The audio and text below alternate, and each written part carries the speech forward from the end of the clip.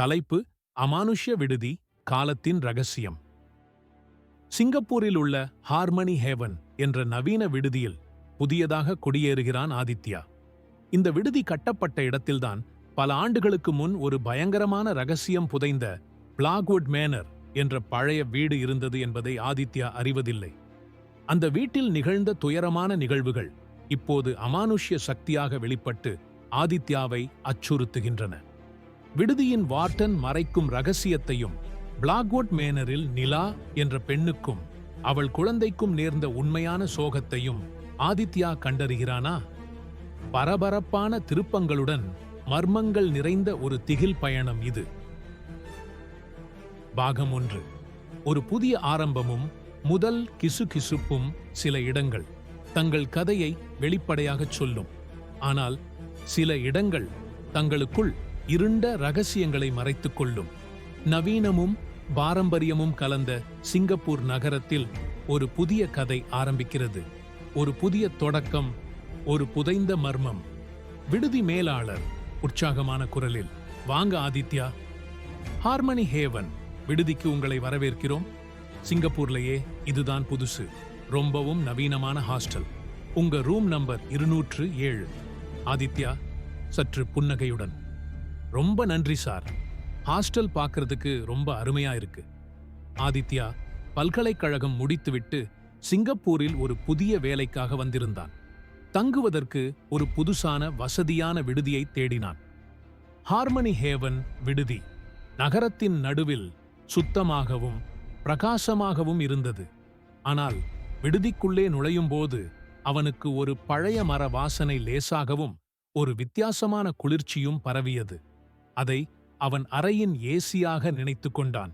ஆதித்யா தனக்குள்ளே முணுமுணுக்கிறான், ரூம் நல்லாதான் இருக்கு, புது ஹாஸ்டல் மாதிரி இல்லாம கொஞ்சம் பழைய வாசனையும் குளிர்ச்சியும் இருக்கு. ஏசியோ என்னவோ. ஆதித்யா தன் புதிய அறையில் தங்க ஆரம்பித்தான். முதல் சில நாட்கள் நகரத்தின் சத்தங்களைத் தவிர வேறு எதுவும் இல்லை. ஆனால் மெல்ல மெல்ல அந்த அமைதி ஒருவித பயங்கரமான உணர்வாக மாறத் தொடங்கியது. சில சமயம் தனியாக இருக்கும்போது யாரோ தன்னை பார்ப்பது போல தோன்றும். மெல்லிய குளிர்காற்று அறையினுள் வீசும் ஒலி, ஒரு மெல்லிய கிசுகிசுப்பு, கேட்க கிட்டத்தட்ட முடியாத ஒரு குழந்தை அழும் சத்தம். ஆதித்யா தூக்கத்தில் திடுக்கிட்டு எழுந்திருக்கிறான். என்னது அது? யாரோ பேசுற மாதிரி இருந்துச்சே. சுற்றிலும் பார்க்கிறான், யாரும் இல்லை. தூக்கக் கலக்கமாயிருக்கும். ஆனால் அது ஒரு முறை மட்டுமல்ல. இரவில் திடீரென அறையின் வெப்பநிலை கணிசமாக குறைந்தது. அவனது மேசை மீது வைத்திருந்த பொருட்கள் தானாகவே நகர்ந்தன. தண்ணீர், குவளைகள், புத்தகங்கள் மெல்ல மெல்ல இடம் மாறின. ஒரு கண்ணாடி குவளை மேசை மீது மெல்ல நகர்ந்து பின்னர் கிளிக் என சத்தம் கேட்கிறது. படுக்கையின் லேசான கீச்சு சத்தம். ஆதித்யா படுக்கையிலிருந்து எழுந்து, என்னது இது? நான் இங்கதானே வச்சேன், எப்படி நகர்ந்துச்சு? குவளையை தொட ஒருவித சில்லென்ற குளிர்ச்சி அவனது விரல்களை தொடுகிறது. அட! ஒரு குறிப்பிட்ட நாள் இரவு ஆதித்யா தனியாக அறையில் இருந்தான். திடீரென மின்சாரம் துண்டித்தது. அறை முழுவதும் இருள் சூழ்ந்தது. அப்போதுதான் அதை நேரடியாக உணர்ந்தான். திடீரென மின்சாரம் துண்டிக்கும் சத்தம், மின்விசிறி நின்று போகும் ஒலி, ஆழ்ந்த இருள். ஒரு மெல்லிய ஆனால் தெளிவான பெண் குரல் அவனது காதுக்கு அருகில் மெதுவாக, வேண்டாம், போகாதே என்று கிசுகிசுக்கிறது. ஆதித்யா அதிர்ச்சியில் உறைந்து போகிறான். குரல் நடுங்குகிறது. யாரு அது? பயத்தில் மூச்சு விடுகிறான். இருளினூடே ஒரு மெல்லிய, கிட்டத்தட்ட கண்ணுக்கு தெரியாத நிழல் அவனது படுக்கைக்கு அருகில் நின்றது. அதை பின்தொடர்ந்து ஒரு பழைய உடைந்த மர பொம்மையின் வாடை, பழைய மரப்பொம்மை மற்றும் தூசியின் வாசனை. ஆதித்யா குரல் நடுங்குகிறது. என்னது இது? யாரு அங்க? முயன்று மின் விளக்கை அணைக்கிறான். இருள் முழுவதும். அடுத்த நாள் காலை மின்சாரம் திரும்ப வந்ததும் ஆதித்யாவுக்கு ஒரு பெரிய அதிர்ச்சி காத்திருந்தது. அவனது கட்டிலுக்கு அடியில் ஒரு அழுக்கு பிடித்த உடைந்த மர பொம்மை கிடந்தது. அது பல வருடங்களுக்கு முன்பு பயன்படுத்தப்பட்டது போல தோன்றியது. அதன் கண்களில் ஏதோ ஒரு பயம் உறைந்திருந்தது. ஆதித்யா ஒரு பொருளை குனிந்து எடுக்கும் சத்தம். பொம்மையின் உடைந்த மர சத்தம். ஆதித்யா பொம்மையை தடவி பார்க்கிறான். இது இது எங்கிருந்து வந்தது? நான் இதை இங்க பார்த்ததே இல்லையே. இந்த மாதிரி ஒரு புது ஹாஸ்டல்ல இவ்வளவு பழைய பொம்மையா? அந்த பொம்மை வெறும் ஒரு பழைய பொருள் அல்ல என்பதை ஆதித்யா உணர்ந்தான்.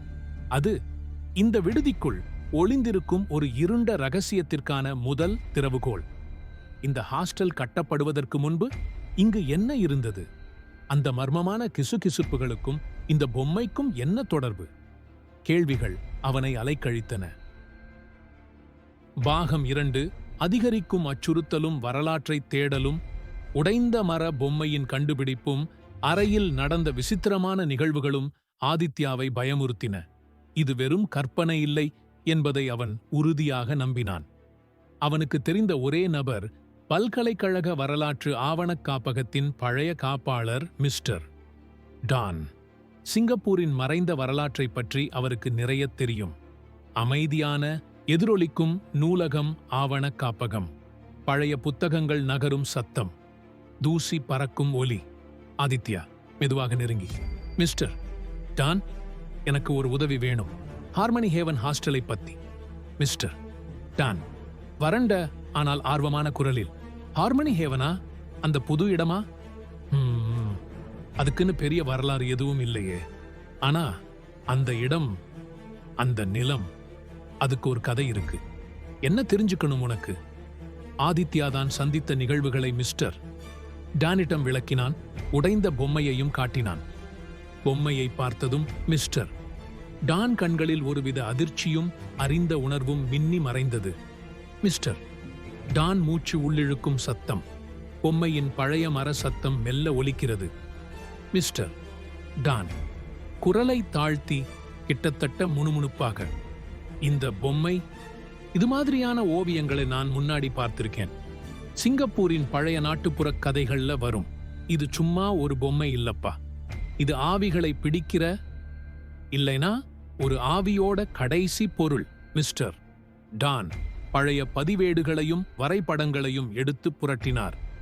ஹார்மனி ஹேவன் விடுதி கட்டப்படுவதற்கு முன்பு அந்த இடத்தில் ஒரு பெரிய பழமையான காலனித்துவ காலத்து வீடு இருந்ததை அவர் வெளிப்படுத்தினார். அதற்கு பிளாக்வுட் மேனர், கருப்பு மர மாளிகை என்று பெயர். பல பத்தாண்டுகளுக்கு முன்பு அங்கு ஒரு துயரமான சம்பவம் நடந்தது என்றும் அதனால் அந்த இடத்திற்கு ஒரு கெட்ட பெயர் வந்ததாகவும் அவர் கூறினார். பழைய வரைபடம் விரிக்கும் சத்தம், தூரத்தில் ஒரு மெல்லிய அழுகை போன்ற ஒலி. மிஸ்டர் டான், பிளாக்வுட் மேனர் 1960களின் ஆரம்பம். அங்க ஒரு பணக்கார குடும்பம் வாழ்ந்தாங்க, லிம் குடும்பம். அப்புறம் ஒரு துயரம். அந்த வீடு மர்மமா கைவிடப்பட்டுச்சு. அந்த இடத்துக்கே சாபம்னு கூட சொல்லுவாங்க. ஆதித்யா, சாபமா? என்ன நடந்தது மிஸ்டர் டான்? மிஸ்டர் டான் தலையை மெதுவாக அசைக்கிறார். விவரங்கள் தெளிவா இல்லை. பயத்திலையும் காலப்போக்கிலையும் மறைஞ்சு போச்சு. தீ விபத்துன்னு சொன்னாங்க. ஆனா ஒரு உடல் கூட கிடைக்கல. வெறும் மாயமானவங்க. குறிப்பா மகள் லீவையும் அவளோட சின்ன குழந்தையும். லீவை எப்பவும் ஒரு பொம்மையோட இருப்பா, கிட்டத்தட்ட நீ வச்சிருக்க இந்த பொம்மை மாதிரி. அவன் கையில் இருந்த பொம்மையை பார்க்கிறார். ஒருவித நடுக்கம் அவருக்கு. ஆதித்யாவும் மிஸ்டர் டானும் ஆவணங்களை ஆராய்ந்து கொண்டிருக்கையில் ஹார்மனி ஹேவன் விடுதியில் அமானுஷ்ய நிகழ்வுகள் மேலும் தீவிரமடைந்தன. மற்ற மாணவர்களையும் அது பாதிக்கத் தொடங்கியது.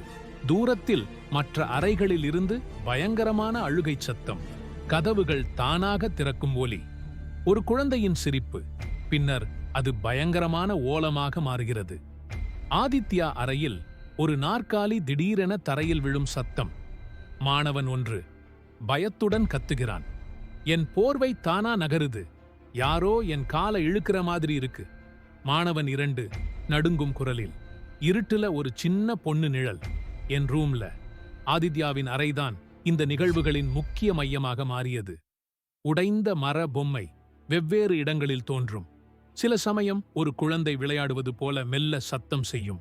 பின்னர் பயங்கரமான அழுகையாக மாறும்.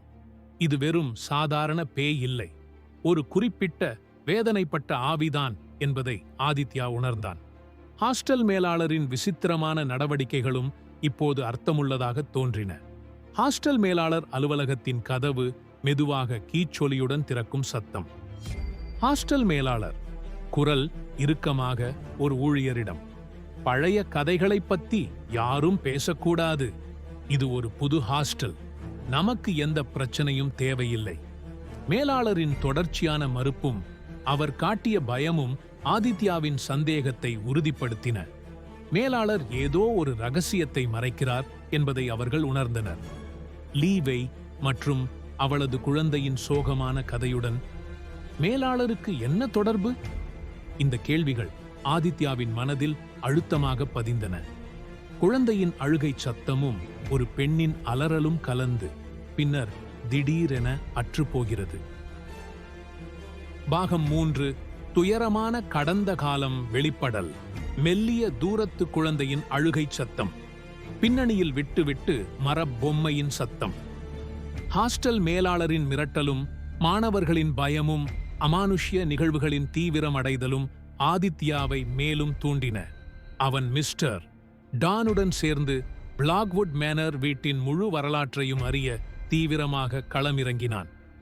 பழைய காவல்துறை ஆவணங்கள், உள்ளூர் நாளிதழ்கள், நிலப்பதிவு அலுவலகம், இவை அனைத்தும் அவர்களுக்கு ஒரு இருண்ட உண்மையை வெளிப்படுத்தின. பழைய ஃபைல்கள் திறக்கும் சத்தம், பேப்பர்கள் புரளும் சத்தம், பழைய டைப்ரைட்டர் சத்தம். ஆதித்யா ஒரு பழைய செய்தித்தாள் கிளிப்பிங்கை படித்தபடி அதிர்ச்சியுடன், மிஸ்டர் டான், இங்க பாருங்க, 1960களில ஒரு செய்தி. பிளாக்வுட் மேனரில் மர்மமான தீ விபத்து, குடும்பம் மாயம். இது அந்த லிம் குடும்பம்தான். மிஸ்டர் டான் கிளிப்பிங்கை வாங்கியபடி அதிர்ச்சியுடன், மர்மமான தீ விபத்தா? அப்போ வெறும் மாயமானதுன்னு சொல்லல.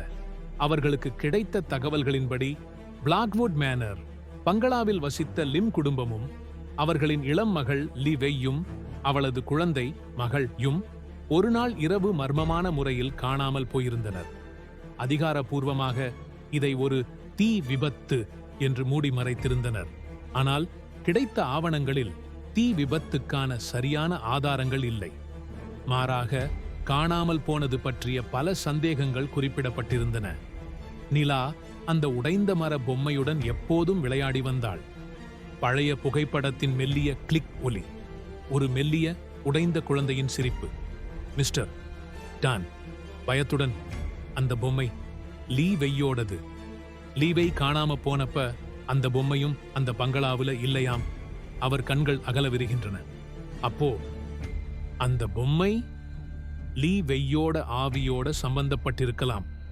அவர்கள் மேலும் ஆராய ஒரு பழைய சட்ட ஆவணத்தில் லீவையின் தந்தை மிஸ்டர் லிம் பெரும் பணக்கஷ்டத்தில் இருந்ததாகவும் ஒரு கொடூரமான பணக்கார கடன் வழங்கும் நபர் லோ செங் அவருக்கு நெருக்கடி கொடுத்ததாகவும் குறிப்பிடப்பட்டிருந்தது. ஆதித்யா யோசனையுடன், ஒருவேளை அந்த லோ செங் அவன்தான் இந்த மேலாளரோட தாத்தாவோ? அந்த தருணத்தில்தான் ஒரு பெரும் ரகசியம் வெளிப்பட்டது. மிஸ்டர் லிம் பணத்துக்காக தன் வீட்டை தீ வைக்க சதி செய்திருக்கிறான். ஆனால் லீவேய் தன் குழந்தையையும் ஒரு குடும்ப சொத்தையும் அதே பொம்மை என்று சொல்லப்படுகிறது காப்பாற்ற முயற்சிக்கும் போது தற்செயலாக உள்ளே மாட்டிக்கொண்டாள். தீயினால் அவள் இறக்கவில்லை. லோ செங் லிம் இன் சதிக்கு துணையாக நின்று பின்னர் அந்த நிலத்தை குறைந்த விலைக்கு வாங்கியிருக்கிறான். ஆனால் அவர்கள் இருவரும் லீவை மற்றும் குழந்தை சடலங்களை பங்களாவின் ஒரு ரகசிய அறையில் அடைத்து புதைத்திருக்கிறார்கள். ஹாஸ்டல் மேலாளர் மிஸ்டர் லோ, அதே லோ செங்கின் நேரடி வாரிசு. ஒரு மெல்லிய இருண்ட சிரிப்பு, பின்னர் பயங்கரமான பெண்குரல் அலறல். ஆதித்யா அதிர்ச்சியில் உறைந்து போய், அப்போ லீ வெய்யும் அவ குழந்தையும் அந்த தீல சாகல. அவங்க உள்ளேயே புதைக்கப்பட்டிருக்கிறாங்க. இந்த ஹாஸ்டலுக்கு கீழே லீ வெய்யின் ஆவி இப்போது முழு சக்தியுடன் வெளிப்படத் தொடங்கியது. அது வெறும் ஆவி அல்ல, தனது குழந்தைக்காக நியாயம் கேட்கும் ஒரு தாய். அவளது அநீதி ஒரு பெரும் சக்தியாக ஹாஸ்டல் முழுவதும் பரவியது. ஹாஸ்டல் முழுவதும் மின் விளக்குகள் திடீரென அணைந்து எரிந்தன. தண்ணீர் குழாய்களில் இருந்து இரத்தம் கலந்த தண்ணீர் வந்தது. சுவர்களில், என் குழந்தை எங்கே, யார் எடுத்தது என்று எழுதப்பட்டிருந்தன. மாணவன் 3 பயத்தில் நடுங்குகிறான். நான் இங்க தங்க மாட்டேன், இது பேய் ஹாஸ்டல். மாணவன் 4 கதறுகிறான். என் ரூம்ல ஒரு குழந்தை சிரிக்குது. லிவெய்யின் ஆவி தன் குழந்தையின் உடலை கண்டுபிடிப்பதற்கும் உண்மையை வெளிப்படுத்துவதற்கும் அலைய ஆரம்பித்தது. வார்டன் மிஸ்டர் லோ தன் தாத்தா லோ செங்கின் குற்றத்தை மறைக்கவே இந்த ஹாஸ்டலை கட்டியிருக்கிறான். அமானுஷ்ய நிகழ்வுகள் உச்சத்தை எட்டின. அந்த தாய் நியாயம் கேட்டு அலைகிறாள். ஒரு குழந்தையின் சிரிப்பு, பின்னர் தாயின் கோபமான ஓலம் மிக உயர்ந்து திடீரென நின்றுவிடுகிறது. பாகம் 4 ஆதித்யாவின் மனதில் பெரும் அதிர்ச்சியை ஏற்படுத்தியது. விடுதியின் மேலாளர் மிஸ்டர் லோ இந்த குற்றத்தில் நேரடியாக சம்பந்தப்பட்டவர் என்பதை அவன் உணர்ந்தான். லோ செங்கின் கொள்ளுப்பேரனான மிஸ்டர் லோ அந்த நிலத்தையும் அதனுடன் புதைந்திருந்த ரகசியத்தையும் தன் தாத்தாவிடமிருந்து பெற்றிருந்தான். ஆதித்யா மிஸ்டர் டானிடம் குரல் தாழ்ந்து, மிஸ்டர் டான், மிஸ்டர் லோவுக்கும் லிம் குடும்பத்துக்கும் இடையே உள்ள தொடர்பை லோ செங் எப்படி அந்த நிலத்தை வாங்கினார் என்பதை நிரூபிக்கணும். மிஸ்டர் டான் பழைய பதிவேடுகளை பார்த்தபடி, ஆமா, லோ குடும்பம் அந்த காலகட்டத்தில் நிறைய நிலம் வாங்கியிருக்கு. இந்த நிலமும் தீ விபத்துக்கு அப்புறம் ரொம்பவே குறைந்த விலைக்கு வாங்கப்பட்டிருக்கு. லோ செங் என்ற பெயரில் ஒரு பதிவில் விரலை வைத்து, லோ செங் அவன் லிம் குடும்பத்துக்கு நல்லாவே தெரிஞ்சவன். லோ செங் வெறும் வட்டி தொழில் செய்பவன் மட்டுமல்ல, ஒரு கொடூரமான சந்தர்ப்பவாதி என்பதை அவர்கள் கண்டறிந்தனர். அவன் மிஸ்டர் லிம்க்கு தீ விபத்தை ஏற்படுத்த யோசனை கொடுத்ததுடன் லி வெய்யும் குழந்தையும் சிக்கியிருப்பதை அறிந்தும் அந்த நிலத்தை மிக குறைந்த விலைக்கு பெற அதை ஒரு துர்ப்புச் சீட்டாக பயன்படுத்தியிருக்கிறான். தன் லாபத்தை பாதுகாக்க அந்த ரகசியத்தை புதைத்திருக்கிறான். மிஸ்டர் லோ தன் தாத்தாவின் இந்த பயங்கரமான ரகசியத்தை மறைக்க ஹாஸ்டல் கட்டியிருந்தான். ஒரு கதவு மெதுவாக கீச்சொலியுடன் திறக்கும் சத்தம், படபடப்பான காலடி சத்தம். ஹாஸ்டல் மேலாளர் மிஸ்டர் லோ குரல் உறுதியாக, ஆனால் ஒருவித அச்சுறுத்தலுடன், ஆதித்யா. மிஸ்டர் டான், இன்னும் பழைய பேய் கதைகளை தேடிட்டு இருக்கீங்களா? இது வியாபாரத்துக்கு நல்லது இல்ல. ஆதித்யா முன்னால் வந்து உறுதியான குரலில், லீ வெய்ய பத்தி எங்களுக்கு தெரியும் மிஸ்டர் லோ. அந்த மறைஞ்ச அறை பத்தியும் தெரியும். உங்க தாத்தா லோ செங் பத்தியும் தெரியும். மிஸ்டர் லோ அவன் முகம் இருண்டு போகிறது, கண்களில் பயம் மின்னுகிறது. உங்களுக்கு ஒன்னும் தெரியாது. இந்த இடம் சுத்தமானது. இந்த ஹாஸ்டல் சுத்தமானது. மிஸ்டர் லோ மறுத்த போது ஆவணக் காப்பகத்தில் ஒரு பயங்கரமான குளிர் பரவியது. ஒரு மெல்லிய உறைந்த காற்று அறைக்குள் சுழன்றடித்தது. அலமாரியில் இருந்த பேப்பர்கள் பயங்கரமாக பறந்தன. லீ வெய்யின் ஆவி தன்னை துன்புறுத்தியவர்களின் வாரிசு அங்கு இருப்பதை உணர்ந்து வெளிப்பட்டது. பேப்பர்கள் பயங்கரமாக சிதறும் ஒலி, வெப்பநிலை சட்டென குறையும் ஒலி, ஒரு குறைந்த தொண்டை கரகரப்பான அலறல். மிஸ்டர் லோ பயத்துடன் சுற்றிலும் பார்க்கிறான். ஆ, அது என்ன சத்தம்? மிஸ்டர் லோ தன் ரகசியம் வெளிப்பட்டு விட்டதை உணர்ந்ததும் ஒரு சதித்திட்டத்தை தீட்டினான். ஹாஸ்டலின் மிக ஆழமான, யாருக்கும் தெரியாத பழைய மின்சாரக் கிடங்கில், அதே இடம் லிவை புதைக்கப்பட்டிருக்கும் அறை, ஒரு தண்ணீர் கசிவு இருப்பதாக நாடகமாடினான். ஆதித்யாவை அங்கு வரவழைத்து அவனை அங்கேயே சிக்க வைக்க எண்ணினான். கனமான இரும்பு கதவு மெதுவாக கீச்சொலியுடன் திறக்கும் சத்தம், தண்ணீர் சொட்டும் ஒலி, தூரத்தில் ஒரு வெற்று எதிரொலிக்கும் சத்தம். மிஸ்டர் லோ குரல் நடுங்குகிறது, உண்மையாக பயப்படுவது போல. ஆதித்யா, சீக்கிரம், பழைய பேஸ்மெண்ட்ல ஏதோ சத்தம் கேக்குது. தண்ணி பைப்புகள், என் கூட வா. ஆதித்யா சந்தேகப்பட்டாலும் ஒரு வாய்ப்பாக உணர்ந்து, பேஸ்மெண்டா? சரி மிஸ்டர் லோ. ஆதித்யா மேலாளரின் சூழ்ச்சியை புரிந்து கொண்டான். ஆனால் ஆவியின் கடைசி வேண்டுகோளை நிறைவேற்ற இதுவே சரியான வாய்ப்பு என்று நினைத்து எச்சரிக்கையுடன் மிஸ்டர் லோவை பின்தொடர்ந்தான். அவர்கள் ஹார்மனி ஹேவன் விடுதிக்கு அடியில் உள்ள குளிர்ச்சியான இருண்ட இடத்திற்கு இறங்கும்போது லீ வெய்யின் குழந்தையின் மெல்லிய சோகமான தாலாட்டு ஒலி மேலும் தெளிவாக கேட்டது. இது வெறும் ஒரு மின்சாரக் கிடங்கு அல்ல, இது ஒரு கல்லறை. ஆவி தன் தருணம் வந்துவிட்டது என்பதை உணர்ந்து ஆதித்யாவை இறுதி ரகசியத்தை நோக்கி வழிநடத்தியது. உடைந்த மர பொம்மையை பிடித்தபடி புதைக்கப்பட்டிருந்த அவளது குழந்தையின் உண்மையான இருப்பிடம். உண்மையான பயங்கரம் ஒரு வரலாற்று குற்றத்தில் இல்லை, அது ஒரு புதைக்கப்பட்ட துயரமான சத்தியத்தில் இருந்தது. சோகமான தாலாட்டு தெளிவடைய குழந்தையின் அழுகை சத்தமும் கலந்து வருகிறது. கனமான காலடி சத்தம், இருண்ட இடத்திற்கு இறங்கும் ஒலி. இசை ஒரு பதட்டமான அச்சுறுத்தும் உச்சத்தை அடைந்து பின்னர் திடீரென அற்றுப்போகிறது. பாகம் 5. உச்சக்கட்ட மோதலும் அச்சமூட்டும் தீர்வும். ஆழமான குளிர்ச்சியான கிடங்கின் அமைதி. மெல்லிய தொடர்ச்சியான தண்ணீர் சொட்டும் ஒலி. தூரத்தில் ஒரு குழந்தையின் மெல்லிய முணுமுணுப்பு. மேலாளர் மிஸ்டர் லோ குழாய்கள் மற்றும் பழைய இயந்திரங்களுக்கு இடையில் ஆதித்யாவை அழைத்துச் சென்றான். அவன் கண்களில் தெரிந்த பயம் அவன் உண்மையான நோக்கத்தை காட்டிக் கொடுத்தது. லீவை மற்றும் அவளது குழந்தையின் ஆவிகளின் கிசுகிசுப்புகள் மேலும் தெளிவாக கேட்டன. அவை மிஸ்டர் லோவை அல்ல, ஆதித்யாவை வழிநடத்தின. காலடி சத்தம் இருண்ட இடத்தில் எதிரொலிக்கும். ஒரு உடைந்த குழாயிலிருந்து மெல்லிய சத்தம். ஆதித்யா சுற்றிலும் பார்த்தபடி குரல் எதிரொலிக்கிறது. மிஸ்டர் லோ, இந்த தண்ணி கசிவு எங்க இருக்கு? எனக்கு எதுவும் தெரியலையே. Mister low. அவன் குரல் உறுதியாகிறது, கண்களில் ஒருவித தீய எண்ணம். எந்த கசிவையும் நீ கண்டுபிடிக்கப் போறதில்லை ஆதித்யா. கனமான இரும்பு கதவு, பயங்கரமான சத்தத்துடன் மூடும் ஒலி, துருப்பிடித்த பூட்டு சத்தம், ஆதித்யா அலறும் சத்தம். ஆதித்யா கதவை தட்டியபடி, மிஸ்டர் லோ, என்ன பண்றீங்க நீங்க? Mister low. கதவுக்கு வெளியே அவன் குரல் எதிரொலிக்கிறது, பயங்கரமான திருப்தியுடன். இந்த ரகசியம் உன்னோடேயே சாகட்டும் ஆதித்யா. லீவையோட செத்த மாதிரி என் குடும்பத்தோட பேரு கெட்டுப்போகக் கூடாது. இருண்ட குளிர்ச்சியான அந்த இடத்திற்குள் சிக்கிய ஆதித்யா திடீரென சுவர்களுக்குள் இருந்து ஒரு பயங்கரமான அலறலை கேட்டான். அது லிவெய்யின் ஆவி. இப்போது அது தனது கல்லறையிலேயே விடுதலை பெற்று வெளியே இருந்த மிஸ்டர் லோவை தாக்கத் தொடங்கியது. ஆவி பழிவாங்க மட்டுமல்லாமல் உண்மை வெளிப்பட வேண்டும் என்று துடித்தது. ஒரு பயங்கரமான தொண்டை கரகரப்பான பெண் குரல் அலறல்.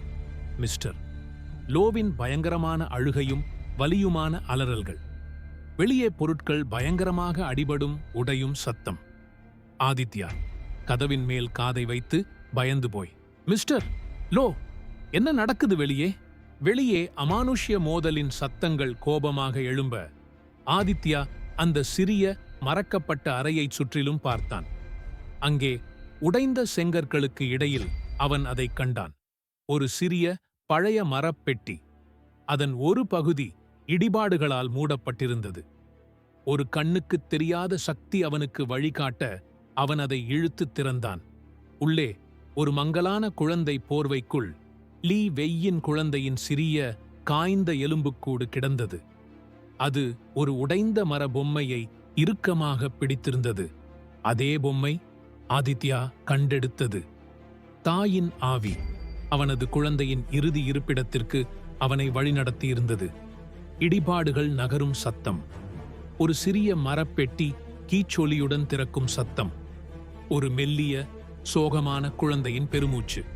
ஒரு தாயின் குரல், இப்போது மென்மையாக ஆழ்ந்த சோகத்துடன், என் குழந்தை என்று முணுமுணுக்கிறது. ஆதித்யா குரல் நடுங்குகிறது, ஆனால் உறுதியாக, ஓ லீவை. அவன் மெதுவாக பொம்மையையும் குழந்தையின் எலும்புக்கூட்டையும் எடுக்கிறான். அவன் பொம்மையை தொட்ட அதே தருணத்தில் வெளியே இருந்த குழப்பம் திடீரென நின்றது. ஒரு ஆழ்ந்த அமைதி அந்த கிடங்கில் பரவியது. இரும்பு கதவின் பூட்டு தானாகவே கிளிக் என்று திறந்தது.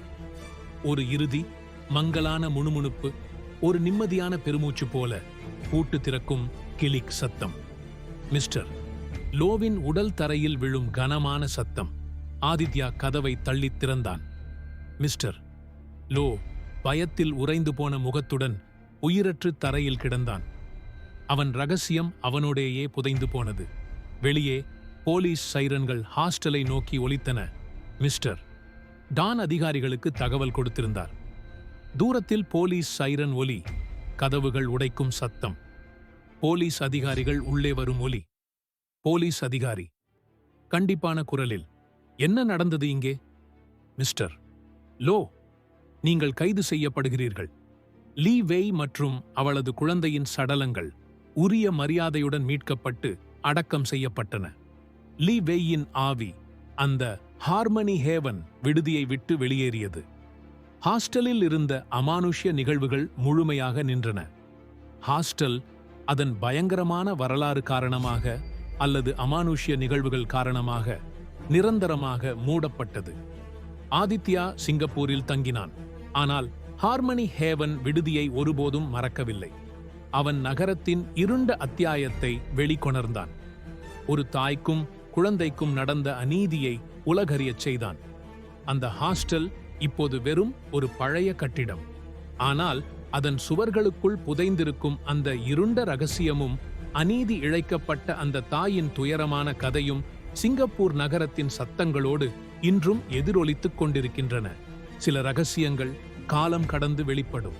சில அநீதிகள் ஆவியாக மாறி நியாயம் கேட்கும்.